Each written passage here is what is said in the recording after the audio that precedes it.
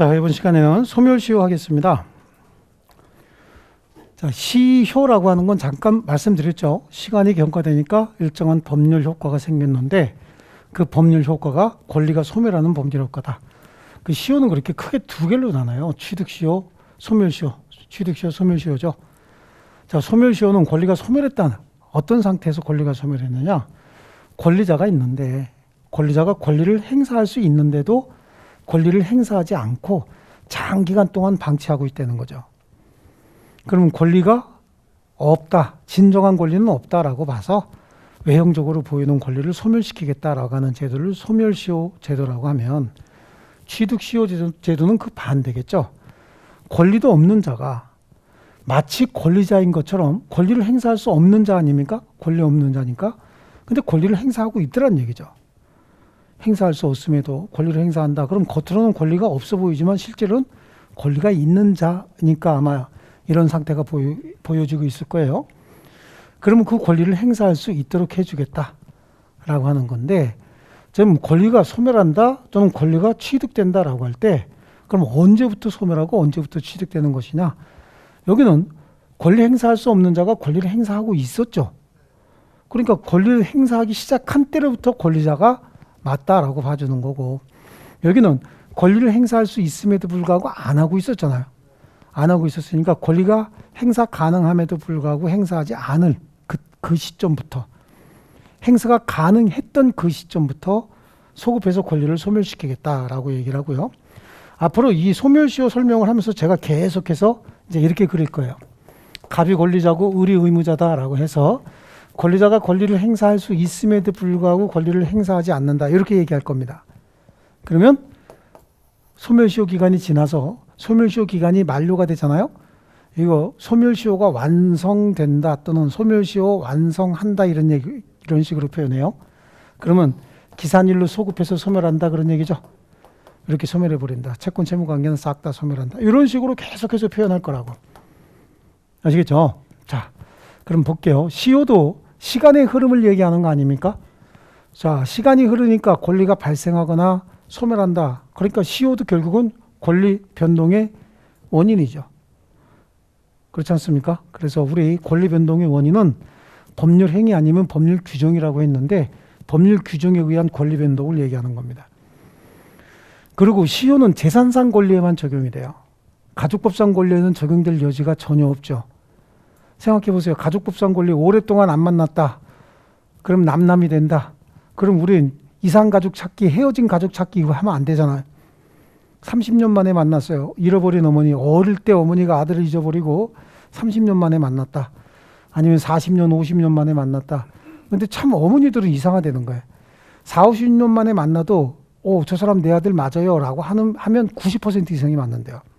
어머니들은. 그 50년 전에 잃어버린 아들이 지금 나이 먹어갖고 주름도 생기고 머리도 다 빠져갖고 그러는데도 어머니들은 보면 그냥 안 되는 거예요. 90% 이상이 맞는데 아버지는요, 반도 안 된대죠. 아버지들은 그 반도 잘 못 맞힌대요. 근데 어머니들은 그거 안 돼요. 뭔가 좀 뱃속에다가 이렇게 그 포태해가지고 있었기 때문에 좀 뭔가 좀 땡기는 게 더 있나 봐요. 나는 애비라 잘 모르겠는데. 그런 것 같더라고. 저기는 내 아들이 맞습니다. 그래서 50년 만에 만나갖고 아들아 그랬는데 갑자기 시효가 완성이 돼서 아주머니 건강하셨어요? 이거 분위기 이용 안 좋죠, 이거. 그죠? 네. 그래서 재산에만 적용되는 것이지 가족법상 제도에는 적용되지 않습니다. 그리고 소멸시효에 관한 민법 규정은 편면적 강행 규정이다라고 하는데, 소멸시효는 당사자 합의로 가중 연장 배제는 할 수 없으나 단축 경감은 가능하다. 왜냐하면 편면적 강행 규정이라는 얘기는 한쪽에게 경제적 약자에게 유리한 변경은 가능하다는 얘기예요. 경제적으로 유리한 자에게 더 유리한 변경은 안 돼도 경제적 약자에게 더 유리한 변경은 가능하다. 소멸시효가 완성이 됐다는 얘기는 채권자에게 유리하다는 얘기야, 채무자에게 유리하다는 얘기야? 채무자에게 유리하다는 얘기지. 소멸시효가 완성됐으면 채권자가 권리 행사 못하는 일이 생기잖아요. 권리가 소멸하잖아. 아시겠죠? 다시 한번 생각해 보세요. 이게 이제 여기서부터 여러분이 혼란스럽다고. 소멸시효가 완성이 됐다는 얘기는 채권 채무 관계가 소멸한다는 얘기잖아요. 아, 그럼 당연히 채권자가 불리하지. 채무자가 훨씬 더 유리하죠.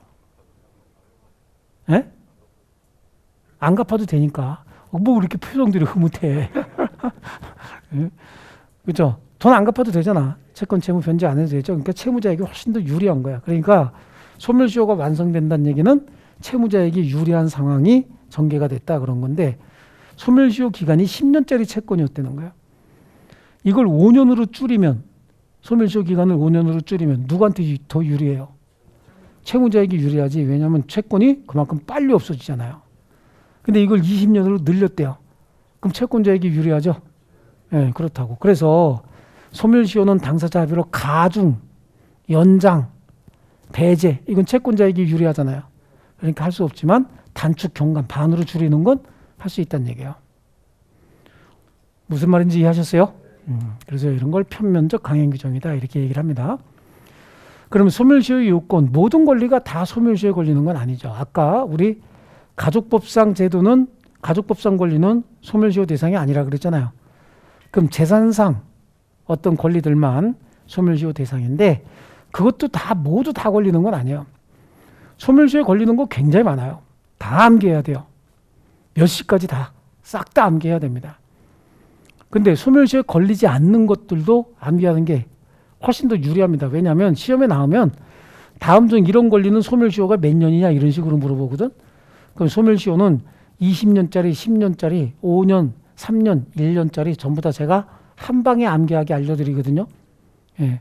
그것도 암기해야 되지만 이것도 암기해야 돼요. 이거는 강행 규정으로서 법률 규정에 의한 권리 변동이기 때문에 법률 규정 자체를 암기하셔야 된다고. 그래서 물권법이 공부하기가 좀 더 쉬운 게 채권법보다, 물권법은 대부분 강행 규정이거든요. 그러니까 법 조문의 범위를 크게 벗어나지 않아요. 근데 채권법은 계약자의 원칙상 대체적으로 임의 규정이 많아요. 그러니까 법 조문보다는 당사자가 어떤 합의를 했느냐, 이게 훨씬 더 중요하거든. 예, 그래서 그쪽이 좀 더 어려운 편인데, 어쨌든 소멸시효에 걸리지 않는 권리, 형성권 있죠. 설명 먼저 하고 암기시킬 거예요. 예, 이거만 보면 막 먼저 암기하려고 막 이러지 마시고 앞서가지 마세요. 형성권은 언제나 제척기간 대상이지 소멸시효 대상이 아니에요. 제척기간과 소멸시효가 비슷하면서 조금씩 다른데, 그건 요 다음 페이지에서 제가 소멸시효하고 제척기간을 구분하는 걸 알려드릴 거예요. 여기 나오죠? 그럼 요거 먼저 할까요? 제척기간, 소멸시효와 제척기간은 유사하면서도 이런 부분에서 달라요. 26개 정도가 다른 부분이 있어요. 26개가. 근데 시험에 나오는 건 요거야. 왜냐하면 요거 정도는 확실하게 다르다라고 하지만 나머지 21개 정도는요, 다르다는 사람도 있고 같다는 사람도 있다 보니까 객관식 문제에 못 낸다고. 객관식 문제가 소멸시효와 제척기간을 구분해 놓은 논문이 26개인가 28개인가 돼요. 근데 그 중에서 반론의 여지들도 많은 것들이 있는데 요거는 반론의 여지가 없는 거야. 자, 소멸시효가 완성이 되면 채권 채무는 소급해서 소멸한다 그랬죠. 근데 제척기간이 지났다 그러면, 제척기간은 우리 배웠어요 안 배웠어요? 제척기간, 취소권의 행사기간, 취소권의 단기 소멸할 때 그 기간은 제척기간이다. 추사만시. 그렇죠. 기간이 만료되면 뒤도 안 돌아보고 무조건 장래를 향해서 소멸해버리는 거예요. 소급표가 없다는 거예요. 그 다음에 포기제도, 소멸시효가 완성이 됐다. 소멸시효가 완성이 돼서 채무자가 돈을 안 갚아도 되는데, 그래도 내가 그냥 갚을래. 나 원래 빚지면 못 사는 사람이야. 그래서 시효이익을 스스로 포기해도 관계없어요. 안 갚아도 되는데 가서 채권자한테 가서 이자는 빼고 그럼 내가 원금만이라도 갚을게. 난 빚 안 갚으면 정말로 못 살아. 밤잠이 안 와. 그런 사람 있어요. 빚을 꼭 갚아야만 직성이 풀리고 안 갚으면 잠 안 오는 사람이 있어요. 예. 제가 그래요. 그래서 돈이 생기면 우리 집사람이 나보고 거지될 팔자라 그러는 게, 돈 생기면 빚부터 갚아야 돼. 쓸 돈이 있든 없든 관계없이. 그래야 좀 마음이 편해요. 안 그러면 마음이 되게 불편해갖고 위장병 걸려요. 그런 사람들이 있죠. 그러니까 기간이 만료됐어도 갖다 갚는 사람이 있거든. 그걸 시효이익의 포기라고 얘기해요. 거래 안전을 해칩니까? 아니죠. 근데 제척기간은요, 포기제도가 없어. 기간 지나면 그냥 무조건 끝난 거예요. 아시겠죠? 그런 게 없고요. 중단 정지 그래요. 소멸시효는 권리자가 중간에 권리를 행사해버리잖아요. 잘 보세요. 권리자가 권리를 행사할 수 있음에도 불구하고 권리를 행사하지 않고 기간이 흘러야 되잖아. 근데 중간에 권리 행사해버렸네요. 그럼 소멸시효는 중단돼 버리는 거예요. 그럼 여기서부터 다시 시작해야 되는 거예요. 근데 제척기간은 그게 없어요. 권리 행사해버리면 그걸로 모든 채권 채무 관계는 완성돼버리고 끝나는 거예요. 근데 여기는 어떻게 해요? 권리자가 권리를 한번 행사했다가 계속해서 권리 행사해야 되는데 또 안 하고 있다는 거지. 그럼 이때부터 또 다시 진행하는 거예요. 소멸시효가 끝날 때쯤 또 권리 행사하면 이때부터 또 다시 시작하는 거고. 소멸시효 제도는 그래요. 중단 정지 제도가 있는데 제척기간엔 그런 게 없습니다. 그다음에 변론주의가 적용이 된다라고 하는 말의 의미는 소멸시효가 완성이 됐어도 채권자가 채권을 청구하잖아요.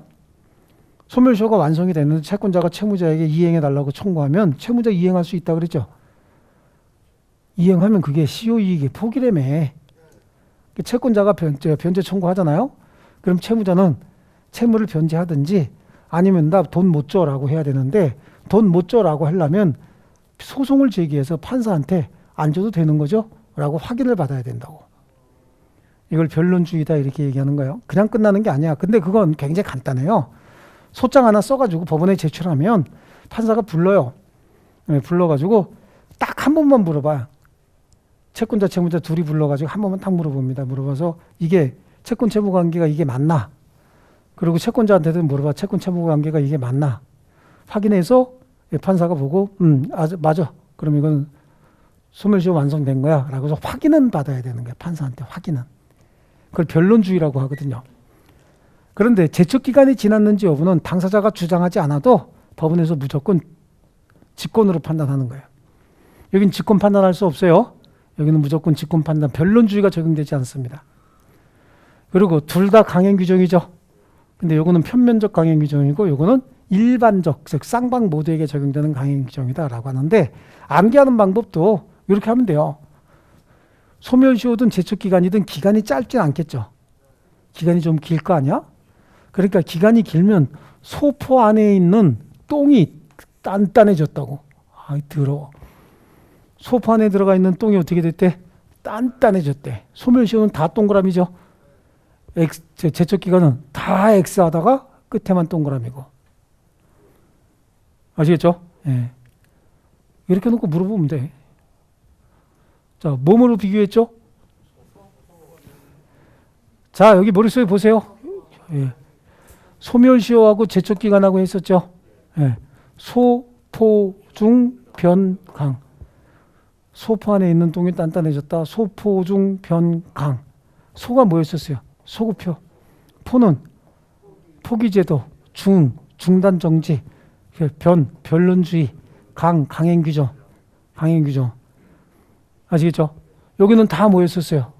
동그라미 다 동그라미였죠? 여기는요? 다 가이 하다가 여기만 공이었죠? 예. 이런 식으로 해서 그냥 한꺼번에 그림 이렇게 이해하듯이 영화 보듯이 이렇게 툭 머릿속에 집어넣어야 된다고. 그냥 하면 돼. 연습을 안 해서 그렇지. 여러분 지금 공부 방법이 잘못돼서 그런 거야. 아직도 유아적인 공부 방법에서 벗어나지 못하고 있어요. 전문 과목 공부 이렇게 하셔야 된다고. 어떻게? 아시겠죠? 뭐였었어? 그리고 하기 싫은 목소리가 역력해. 오늘 예. 뭔가 눈이 반짝반짝 해갖고 막 이렇게 덤벼드는 눈빛이 아니라 되게 하기 싫은 눈빛인 것 같아요. 예. 다시 한번 뭐라고요? 직장 다니면서 시험 합격하기가 쉽지 않아요. 혼자 공부하면 물어볼 데도 없고 에듀윌 유료 회원은 평일 야간에도 심지어 주말에도 밀착 관리를 해주니까 의지가 많이 됐어요. 에듀윌은 합격의 지름길입니다. 거봐 지금 이 목소리 나오는데 어떻게 여긴 다 동그라미, 이건 다 X였죠. 네, 좋습니다. 이렇게 하고 그럼 소멸시효에 걸리는 권리, 걸리지 않는 권리 요거 보시면 소멸시효에 걸리는 권리는 조금 있다가 연도별로 싹 다 암기할 거예요. 그럼 걸리지 않는 권리는 먼저 형성권. 형성권은 언제나 제척기간 대상이에요. 형성권은 항상 제척기간 대상이에요. 소멸시효 대상이 아니에요. 그 다음에 상린권은 소유권의 일부 권능이에요. 소유권의 일부 권능이 이제 상린권인데 요건 이제 소유권과 별도로 좀 띄어서 공부하고 이 상린관계도 7개 정도 암기하셔야 되거든요. 주의 토지 통행권 해서 인지사용권, 생활방해 금지, 수도 등의 시설권, 경계에 관한 상린관계, 물에 관한 상린관계 정도에서 몇 개 정도 암기해 놔야 되거든요.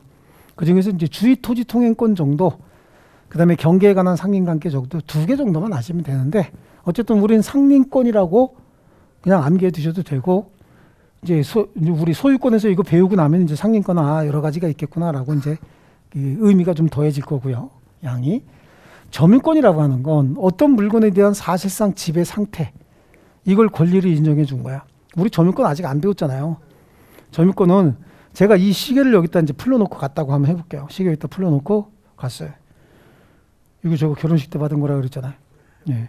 근데 이거 풀러놓고 갔으면 여러분 생각에도 야, 민법교수 집에 가고 뒤지게 맞겠다. 그런 생각 하겠죠. 다음 주에 오면 눈이 이렇게 돼갖고 오겠는데. 네, 그런 생각하면서 다음 주에 오면 줘야 되겠다. 그리고 어떤 분이 집었다고. 그분은 이 물건에 대한 소유권이 있습니까? 사용수익권이 있나요? 없죠. 사용수익권이 없잖아. 빌리지도 않았는데 어떻게 사용수익권이 있어? 산 것도 아니니까. 그렇죠? 다만 현재 지배하고 있잖아. 지나가는 사람이 달래. 네 거냐? 라고 물어보면 아니다 그러죠. 빌렸냐? 아니다. 그럼 담보 잡았냐? 아니다. 그럼 내놔. 그럼 그 사람한테 줍니까? 왜 안 줘? 에? 그게 점유권이란 말이에요. 그게 내가 먼저 지배했잖아요. 내가 먼저 사실상 지배하고 있죠. 어떤 물건에 대한 사실상 지배 상태 해보세요. 뭐라고요? 다시 한번. 어떤 물건에 대한 사실상 지배 상태. 예, 요걸 권리를 인정해 준 걸 점유권이라고 하는 거예요. 물론 내가 다음 주에 와가지고 달라 그러면 줘야죠. 난 본권자니까, 본래 권리자니까. 근데 여러분은 물건을 사실상 지배하고 있으면 본권이 없는 자가 내놓으라고 하면 그때 뭐라는 거야? 지금까지는 네 것도 아니잖아 이랬잖아. 아유, 수준 그냥 아주 밑에. 앞으로는 내가 먼저 지배했다. 나에겐 점유권이 있다라고 얘기를 해야 되죠. 교양이잖아요. 이런 게 다. 벌써 이렇게 민법을 배우면 쭉 올라가죠. 예. 교양이 쫙 올라가는 거야. 아시겠죠? 그걸 뭐라 그런다고요? 점유권. 이 점유권은 점유를 상실하는 순간 점유권이 소멸하는 거지, 점유 상실해서 한참 지나서 소멸하는 게 아니에요. 사실상 지배 상태를 잃어버리면 그 순간 점유권은 소멸하는 겁니다. 이해되셨죠? 시간이 지나서 소멸하는 게 아니야. 그 다음에 담보물권이 있죠. 담보물권은 이 피담보 채권에 부종합니다. 이 담보물권은. 그러니까 담보물권이라고 하는 건 얘가 얘한테 2억 원을 빌려줬어요. 그래서 이 사람이 여기다가 저당권을 설정을 해줬다는 거야. 가만히 보세요. 요걸 이제 피담보 채권이라고 합니다. 뭐라 그런다고? 담보가 있는 채권이다라고 해서 피담보 채권이라고 불러요. 담보가 없는 채권을 무담보 채권이라고 부르거든. 그러면 한국어법에 맞추면 담보가 있는 채권은 유담보 채권, 담보가 없는 채권은 무담보 채권 이렇게 불러야 맞는데 일본식 표현이 그대로 살아있기 때문에 피담보 채권이라고 부르는 거예요. 아시겠죠? 이게 채권인 거야. 2억 원을 빌려주고 저당권으로서 담보물권, 부동산에 대한 약정 담보물권을 저당권이라고 하거든. 이 저당권을 받았다는 거죠. 그럼 이 사람 을은 2억 원을 안전하게 받기 위해서 저당권을 설정한 겁니까? 저당권을 갖고 싶어서 2억 원을 빌려준 겁니까? 2억 원을 안전하게 받기 위해서 저당권 잡아놓은 거죠? 그래요. 그러니까 이게 주된 권리고 이게 종된 권리인 거예요. 그래서 주된 권리가 살아있는데 종된 권리가 소멸시효가 완성되면 이거 없어지면 얘 2억 원 못 받는 수도 생긴다고. 그죠? 거기다가 피담보 채권이 소멸하면 이건 무조건 소멸하는 거예요. 이걸 주된 권리, 종된 권리, 그래서 부종성이 있다고 얘기한다고. 부종성은 우리 주물종물에서 공부했잖아요. 그렇죠? 부종성이 있기 때문에 이 담보물권은 피담보 채권에 부종하는 권리지 스스로 독자적으로 움직이는 권리가 아닌 거예요. 그래서 스스로 혼자서 소멸시에 걸려서 소멸하는 일이 없어요. 만약에 이게 소멸했다. 근데 채권은 남아있다. 그럼 돈 안 주지, 이제부터. 그렇죠? 돈 안 갚아버린다고. 그래, 그래서 담보물권도 스스로 소멸시효에 걸리는 권리가 아니다. 그 다음에 공유물 분할 청구권, 요것도 소유권의 일부 권능이에요. 요거 두 개는 소유권의 일부 권능이고, 그 다음에 또 공유물 분할 청구권은 두 가지 조건할 수 있어. 소유권의 일부다라고 볼 수도 있지만, 이거 형성권이잖아. 매분 소증자 들어가는 청구권 형성권이었죠. 형성권은 소멸시효 대상이 아니라 제척기간 대상이에요, 언제나. 그 다음에 비재산권 가족권이 있었지, 아까? 네, 가족권이라고도 나와요. 신분권이라고도 나오고. 그냥 저는 암기하기 쉽게 말 만들기 위해서 비재산권 이렇게 얘기한 거예요. 그 다음에 물권적 청구권, 그래. 물권적 청구권도 물권에 부종하는 권리야. 물권이 있으면 물권적 청구권도 있는 거고, 채권이 있으면 채권적 청구권도 있는 거예요. 아시겠죠? 물권적 청구권만 물권과 독립해서 독자적으로 소멸시효에 걸리지 않습니다. 자, 그 다음에 소유권 있죠. 소유권 드디어 설명하네. 소유권은 어떤 물건에 대한 사용, 수익, 처분 권능을 합쳐서 소유권이라고 해요. 사용, 수익, 처분할 수 있는 권능. 어떤 물건에 대한 사용, 수익, 처분권 등이라고 해서 죄송합니다. 자, 사용, 수익, 처분권 등이라고 그래서 이거는 이용 가치에 대한 지배권이죠. 이거는 교환 가치에 대한 지배권이다 이렇게 얘기를 해요. 이용 가치, 교환 가치. 여러분이 가지고 있는 어떤 물건이든지 이용 가치나 교환 가치 빼면 남는 가치가 있을까요? 어떤 물건이든지 한번 이용 가치, 교환 가치 이외에 다른 가치가 하나 떠올랐다. 그럼 그거 논문 쓰시면 여러분은 뭐 빌 게이츠네 무슨 뭐 이런 사람들보다도 훨씬 더 돈을 많이 받고 강연을 다니실 수 있어요. 전 세계적으로. 공학이 주도하지만 사실은 공학이 만들어낸 어떤 제품이나 이런 공학이 법의 테두리를 벗어났다. 그럼 그건 사용 못하는 물건이 돼버려요. 항상 법학 아래, 법의 테두리 아래 항상 모든 것이 존재할 수 있는 거예요. 전 세계가 다 그렇습니다. 물론 이제 독재국가는 다르죠. 독재국가는 법보다 그 사람의 주목이 더 세지만 법치국가는 그렇지 않습니다. 그래, 지금 소유권의 이용 가치와 교환 가치 이외의 다른 가치를 내가 발견해서 논문적으로 통과가 됐다. 그럼 시간당 강연료가 뭐 여기서 그냥 이렇게 강연 하고 줌으로 한번 얼굴 보여주면서 뭔가 강연 하나 해도 아마 비행기 타고 모시고 올 거야. 자가용 비행기 타고 와서 우리 학교에 와서 한번 강의 좀 한번 해주시라고. 그런 정도죠. 완전한 권리고 이거 이외에 더 이상 가치는 없어요. 그 소유권은 물건에 대한 전면적 지배권으로서 완전한 권리이기 때문에 소유권은 너무나 완전해서 행사하지 않고 놔둔다라고 해서 소멸시효가 완성되는 권리가 아니에요. 소멸시효가 완성돼서 소멸할 수가 없어요. 아시겠죠? 근데 소유권을 잃는 경우가 있지. 누군가가 취득시효를 완성시키면 그때 전 소유자의 소유권을 소멸하는데 그게 시효로서 소멸하는 것이 아니라 일물일권주의 원칙상 하나의 물건 외에 소유권이 두 개가 있을 수 없기 때문에 한 사람이 취득시효 완성으로 소유권을 취득하면 구권리자의 권리를 소멸시키는 거지 소멸시효 때문에 소멸하는 게 아니에요. 아시겠죠? 그 다음에 이제 등기청구권이다라고 하는데 이 등기청구권 채권적 청구권 중에서 등기청구권이 얘기하는 건데 이거는 별도로 암기하셔야 되거든요. 이건 단위 문제로 별도로도 잘 나오고 여기서도 잘 나오지만 뒤에 가면 우리 물권법에서도 굉장히 잘 나오거든요. 이거는.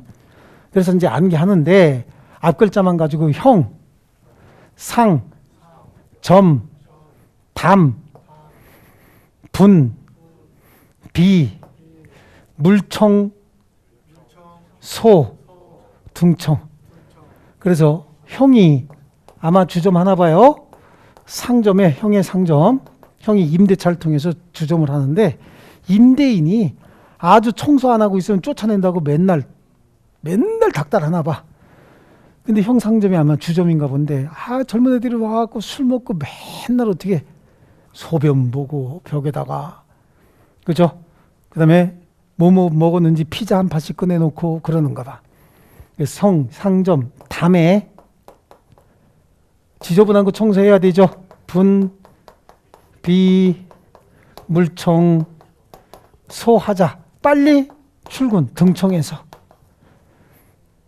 아시겠죠? 예. 말 이렇게 만드는 거야. 아시겠습니까? 또 막 이렇게 적어. 머릿속에 적으려고 안 그러고. 여기 있는데.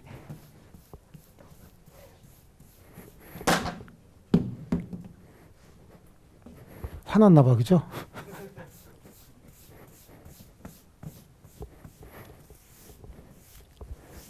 자, 형이 뭐 하신다 그랬죠? 상점하는데 다음에 아주 지저분한 게 많다 그랬죠? 임대인, 집주인한테 걸리기 전에 빨리 가서 청소해야 되겠죠? 자, 그럼 한번 해볼까요? 다 암기됐어, 이 정도면. 반복해서 여러분이 하는 게 중요한 거지 책에다 적는 게 중요한 거 아니지? 뭐였었어요?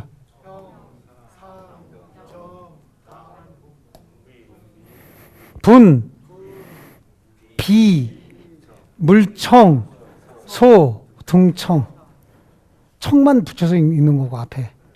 아시겠죠?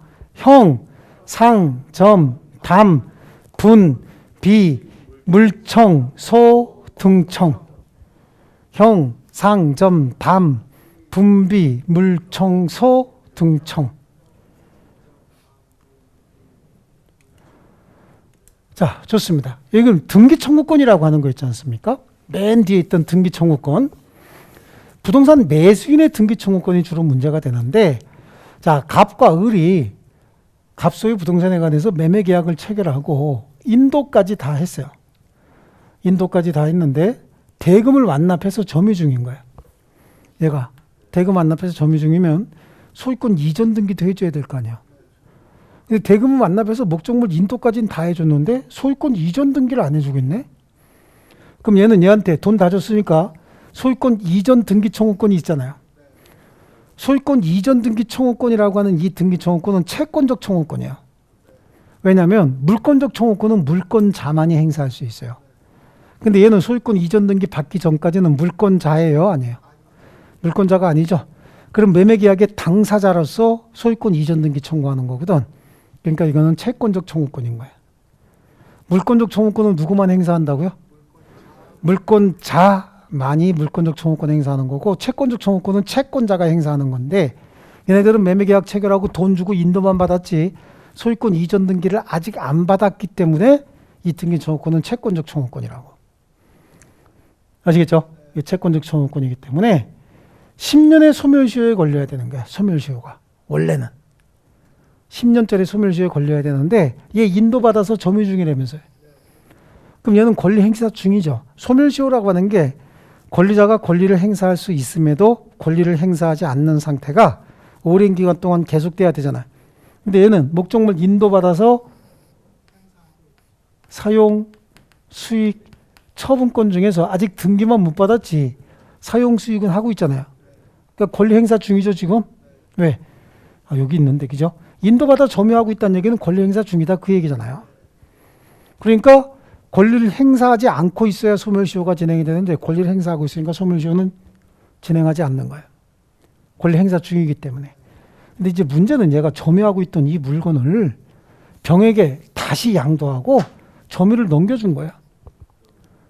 점유 넘겨줬으면 지금까지는 점유 중이었지만 점유 넘겨줬으면 더 이상 점유하지 않고 있는 거잖아. 점유하지 않고 있고 얘가 점유하고 있죠. 그럼 얘도 여기다가 등기 청구권 가질 거 아니야. 이게 채권적 청구권이고. 그럼 을이 갑에 대해서 가지는 등기 청구권은 소멸시효에 걸리느냐? 안 걸린다고. 왜? 더 적극적인 권리 행사 중이라고 보는 거예요. 더 적극적인 권리 행사 중이야. 처분권 없는데 처분 행위했죠. 예. 나는 이 판례가 진짜 내 인생을 바꾼 판례거든요, 이게. 이때 제가 이게 판결문이 나온지 몰랐어요. 99년도인데 그때 마지막으로 제가 시험 보고 이쪽으로 전향해서 들어왔죠. 이것 때문에. 이게 시험에 나왔는데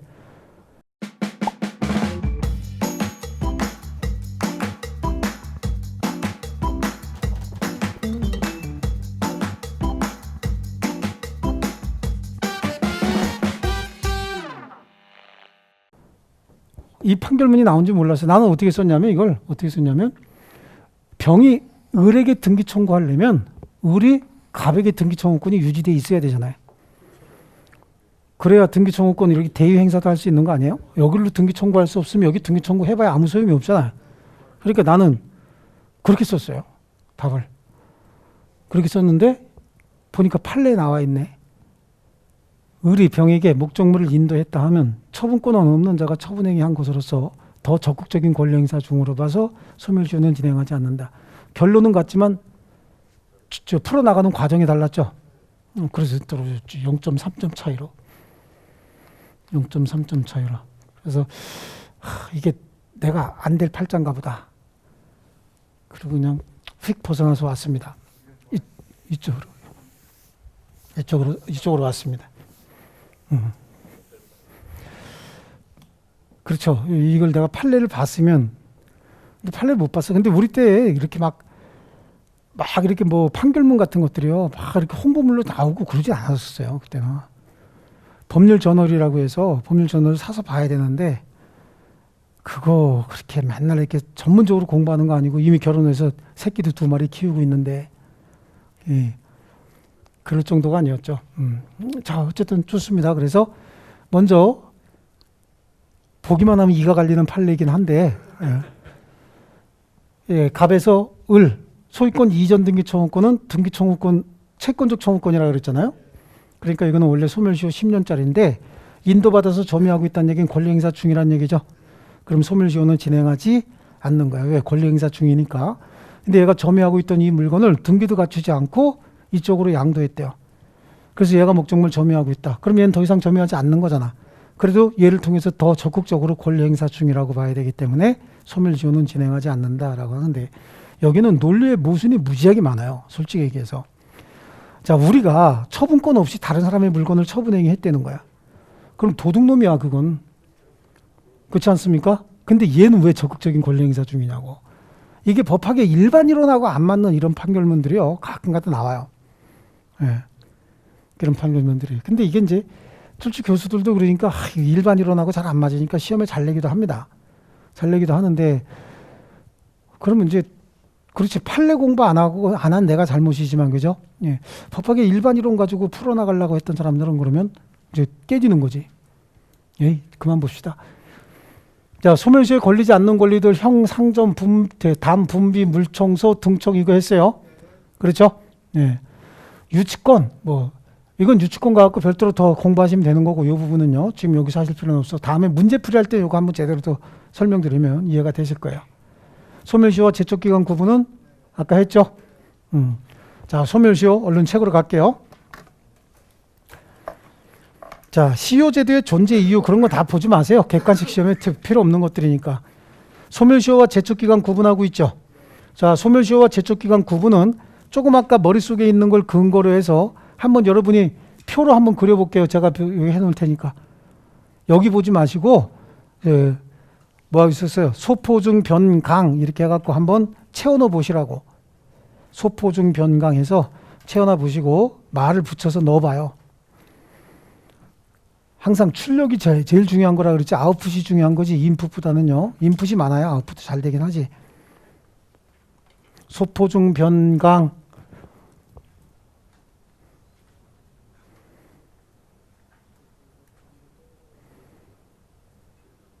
변론주의 강행규정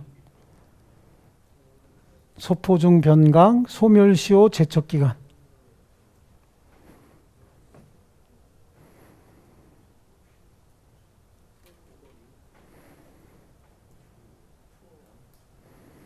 중단 정지 채워넣었죠? 네, 좋습니다. 자, 우리 그 제척기간에서는 동그라미 1번에 있는 내용만 하나 줄쳐놓고 갈게요. 제척기간은 일정한 권리에 관하여 법률이 예정한 존속기간을 말한다. 그래서 따라서 권리의 존속기간인 제척기간이 만료되면 그 권리는 당연히 소멸하고 그 기간 내에 권리 행사가 있어야 권리가 보존이 된다. 그건 그냥 끝입니다. 거기서 더 볼 필요 없습니다. 자, 다음 페이지 보시면요. 소멸시효와 제척기간의 구별 표준 이거 나오죠. 근데 이것도 절대적인 건 아니에요. 법 조문에 시효로 인하여 소멸한다 그러면 소멸시효고 그러한 표현 없으면 제척기간으로 본다라고 하는데 아니 시효로 인하여 그 말 없어도 소멸시효인 경우가 있어요. 그러다 보니까 절대적인 기준이 없고 결국은 논문을 통해서 주장한 걸 쭉 다 봐야 되는데 그 주장한 것 중에서 객관식 시험에 나올 수 있는 구별 기준이 소멸시효와 제척기간의 구별 기준이 요 5개면 여러분 다 골라낼 수 있다고. 아시겠죠? 소멸시효와 제척기간을 구별할 수 있는 구별 기준이 표준이 딱 정해져 있는 게 없다니까? 없어요. 없다 보니까 제가 요 5개만 공부해라 그런 얘기예요. 원래 28개인가 있어요. 28개. 구별할 수 있는 그 기준이. 근데 이론의 여지가 있는 것들 다 빼고 나면 5개요. 좋습니다.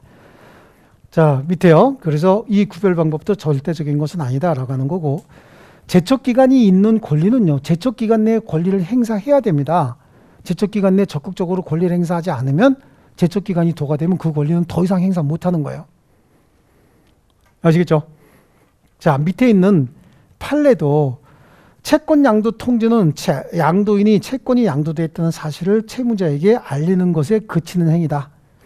그래서 그것만으로 제척기간 준수에 필요한 권리의 재판 외 행사가 있었다고 볼 수는 없다. 결론적으로 권리가 소멸했다는 얘기인데, 원래 입주자 대표회의가 건설회사를 상대로 해서 하자보수 청구 소송 못 하거든요. 입주자들로부터 위임을 받거나 아니면 채권 양도를 받아서 하는 거야. 그래서 어떤 아파트에 입주자 대표회의가 있는데, 건설회사요. 그래서 아파트 주민들이고 건설회사인데 하자 청구 소송을 제기합니다. 이 하자 청구 소송에 제척 기간이 정해져 있어요. 이렇게 뭐 3년이면 3년, 5년이면 5년 이렇게 제척 기간. 예. 입주자 대표 회의가 소송을 제기한 거야. 근데 입주자 대표 회의는 소송을 제기하려면 입주자로부터 채권 양도를 받거나 아니면 입주자 전원의 집단 소송을 해야 되는데 채권 양도 절차를 뭐 안 받은 거지. 그러니까 소장님들이 이거 모르면 맨날 이런 데서 깨지는 거예요. 입주자 대표회의도 비법인 사단이잖아요. 그렇죠. 그러다 보니까 자기네들이 소송을 제기할 수는 없이 아파트에 각종 하자들 같은 거 있잖아요.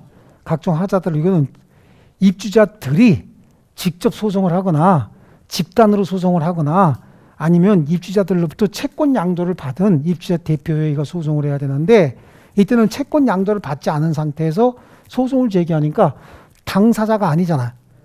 소송의 당사자가 아니니까 어떻게 패소했겠죠. 패소하니까 그때서야 이 사람이 입주자 대표회의가 아파트 입주민들로부터 채권을 양도를 받은 거야. 채권을 양도를 받고 채권 양도 통지를 했어요. 채권 양도 통지를 하고 소송을 바로 제기했어야 되는데, 이쪽에서 생각한 게 채권 양도 통지했으면 나는 권리 행사한 거지. 그리고 소송은 이제 소송을 한 거예요. 소송을 제기할 때는 제척기간 내에 해야 되거든. 제척기간 내에는 이 소송에서는 패소했죠. 당사자 적격에 문제가 있다라고 해서 당사자가 아니다. 소송의 당사자가 아니니까 각하돼 버렸어요. 아예 소송도 못 갔어요. 그랬다가 채권 양도 통지만 했죠. 그럼 이 채권 양도 통지 자체가 제척기간 준수에 필요한 권리를 행사한 것이냐 아니냐, 이 문제가 됐는데, 이거는 권리 행사한 게 아니잖아. 채권이 양도됐다는 객관적인 사실을 알려준 거에 불과한 것이지 내가 권리를 행사하겠다라고 제척기간을 준수한 건 아니죠. 제척기간 내에 권리 행사한 건 아니다. 그래서 패소한 거라고. 이제 이 내용을 알고 판례를 읽으시면 내용이 이해가 됐을 거예요. 채권 양도 통지는 양도인이 채권이 양도됐다는 사실을 채무자에게 알리는 것에 그치는 행위다. 그러니까 무슨 권리 행사 아니다 그 얘기죠. 그것만으로 제척기간 준수에 필요한 권리의 재판 외 행사에 해당한다고 할 수 없다. 결국은 권리는 제척기간 도가로 소멸했다 그 얘기죠. 예, 권리는 소멸하고 말았다. 되셨죠? 자, 그 다음에 다음 페이지, 시효의 성질은 법률 요건이라고 했어요. 권리 변동의 원인이죠. 법률 요건 굵은 글씨 줄쳐놓으시고요. 재산법상 제도다라고 하는 거야. 가족관계는 적용되지 않는다까지 줄쳐놓으시고, 거기는. 그 다음에 편면적 강행 규정 줄쳐놓습니다. 그리고 편면적 강행 규정은 두 번째 줄 뒤쪽으로 가면 소멸시효는 법률 행위에 의하여 배제, 연장, 가중하는 것은 허용되지 않지만 단축, 경감할 수 있다까지만 줄쳐놓으시고요. 자, 소멸시효의 요건, 그래. 소멸시효의 요건은 권리자가 권리를 행사할 수 있음에도 불구하고 권리를 행사하지 않을 때 진행하는 거죠. 그래서 소멸시효에 걸리는 권리도 있고 걸리지 않는 권리도 있는데, 소멸시효에 걸리는 권리 전부 암기해야 돼요. 그럼 걸리지 않는 권리만 여기서 하면 넘기기 전에 우리 뭐 암기해놨어요? 형, 상, 점, 담, 분비, 물청, 소, 등, 청 암기해놨죠? 지금 5번째 하고 있는 거야. 지금 적극적으로 덤벼 들었으면 지금쯤 더듬더듬이라도 나와줘야 되는 거죠. 아시겠죠? 다음 페이지 보면 형성권 밑줄 쳐놓고 소유권 밑줄 쳐놓고 그 다음에 양쪽 가로 3번에는 상린권 공유물 분할 청구권 같이 들어가 있죠. 네, 그거 줄 쳐놓으시고요. 점유권, 담보물권, 담보물권은 저당권, 질권, 유치권도 같이 줄 쳐놔요. 비재산권은 가족권, 인격권이라고도 합니다. 가족권, 인격권 줄 쳐놓으시고요. 물권적 청구권, 등기 청구권. 그 등기 청구권은요. 1, 2, 3, 4, 5가 다 시험에 잘 나오는데 자, 부동산 매수인의 등기 청구권은 채권적 청구권이기 때문에 소멸시효 10년짜리예요. 그런데 매수인이 부동산 인도받아서 사용수익하고 있으면 그 등기 청구권은 소멸시효에 걸리지 않는다. 왜? 권리를 행사 중이라고 본다. 매수인이 사용수익하다가 타인에게 점유를 승계해 준 경우에도 매수인의 이전 등기 청구권은 소멸시효에 걸리지 않는다. 왜? 더 적극적인 권리 행사 중이다. 아시겠죠? 나머지 4번, 5번은 1월 달에 할 거예요. 그 다음에 항변권 뭐 특별히 볼 거 없고요. 광어권 같은 것도 별 거 없습니다. 자, 다음 페이지 보면요. 중요한 게 하나 나와요. 소멸시효와 제척기간이 모두 적용되는 권리가 있습니다. 그래서 매도인에 대한 하자담보 책임에 기한 손해배상 청구권은 자, 우리가 물건 샀어요. 2억 원짜리 물건 샀다고. 물건을 산 거야. 샀으면 그 물건은 2억 원짜리 가치가 되는 물건이래야 되지. 근데 물건이 여기저기 망가졌다는 거죠. 그럼 그건 누가 고쳐줘야 돼? 매도인이. 아, 이제 판 사람 그러지 말고. 매도인이, 그죠? 그럼 매수인이 매도인에게 하자담보 요구할 수 있다고. 하자담보 요구. 아시겠죠? 요거는요. 매수인이 선이 무과실일 때 그 사실을 안 날로부터 6개월 이내에 행사해야 돼요. 6개월 이내에. 근데 요거는 제척기간이야. 안 날로부터 6개월이라고 하는 건. 아시겠죠? 제척기간으로 해서 그래요. 근데 요거는 안 날로부터 6개월이 적용되기도 하지만 목적물 인도받은 날로부터 10년이라고 하는 소멸시효도 적용이 된다는 거예요. 왜 이런 판결이 나오는지 잘 모르겠는데 어쨌든 간에 둘 중에 먼저 도래한 날 기준으로 소멸하는데 어떤 분이 물건을 샀어요. 물건을 샀는데 그 아파트를 샀는데 그 매도인이 망가진 부분을 슬그머니 덮어놓은 거예요. 그러니까 보통들 우리가 안 벽장 같은 거 뜯어봐요. 이게 판놈이 이게 뭐 숨겨놓은 거 있나 없나 막 다 두들겨보고 뜯어보고 그런 사람은 없잖아요. 숨겨놨는데 11년 만에 보니까 그 부분이 문제가 있어서 뜯다 보니까 그 살짝 덮어놓은 거야. 손 잘 안 가는 부분에. 그 11년 만에만 했어도 지금 우리 제척기간만 적용하면 안 날로부터 6개월 아직 안 된 거잖아. 알았으니까 어떻게 하면 돼요? 바로 하자담보 책임 요구하면 되는 거죠. 그리고 소송을 제기했더니 우리 판례가 거기는 하자담보 책임도 적용되지만 10년의 소멸시효도 적용이 돼서 먼저 도래한 날 기준으로 소멸한다. 이렇게 돼버리는 거야. 그러니까 산 날로부터 지금 10년이 넘었잖아. 그러니까 하자담보 책임을 요구할 수 없었던 거죠. 그러니까 어떻게 돼? 이제 법적으로 그런 양애취 같은 애들을 보호하게 되는 거지. 최대한 어떻게 돼? 잘 덮어놓고 가야 되죠. 이게 법이 정의고 사실은 법이 정의가 돼야 되는데 법이 자꾸만 폭력이 돼버린다고 이런 식으로. 예. 그래서 매도인에 대한 하자담보에 기한 손해배상 청구권에 관해서는 민법 제582조 제척기간이 적용되고 밑으로 두 줄 내려오면 뒷부분에 채권 소멸시효의 규정이 적용이 되고 둘 다 적용된다는 얘기예요. 그래서 민법 제582조 제척기간 규정으로 인하여 소멸시효 규정 적용이 배제된다고 볼 수 없고 이때 다른 특별한 사정이 없는 한 무엇보다도 매수인이 목적물 인도받은 때로부터 소멸시효가 진행한다고 해석함이 타당하다. 라고 해서 판례가 이렇게 나온 겁니다. 그죠? 예. 자, 좋습니다. 그래서 소멸시효 제출기간 모두 적용이 된다라고 하는 거고, 그 다음에 소멸시효 기산점이라고 하는 거예요. 소멸시효 기산점은 아까 잠깐 얘기했지만 권리자가 권리를 행사할 수 있음에도 불구하고 권리를 행사하지 않으면 소멸시효가 진행한다 그랬죠. 그게 소멸시효 기산점인 거예요. 자, 이제 이런 그림이 계속 나올 거예요. 갑이 권리자고 을이 채무자다. 채권자가 권리를 행사할 수 있음에도 불구하고 권리를 행사하지 않으면 이때부터 소멸시효 진행합니다. 그래서 소멸시효가 완성이 됐다. 그럼 채권 채무는 소급해서 소멸하는데, 이때 소멸시효 기산점은 이때지, 이때. 채권자가 권리를 행사할 수 있는 때. 근데 권리 행사하고 안 하고는 지 맘이잖아요. 권리를 행사할 수 있음에도 불구하고 권리를 행사하지 않으니까 소멸시효 기산점은 이때부터야. 그럼 권리가 객관적으로 행사가 가능한지 불가능한지도 이것도 시험에 굉장히 잘 나오는 부분인데, 이거 암기하려고 들으면 한두 끝도 없다고.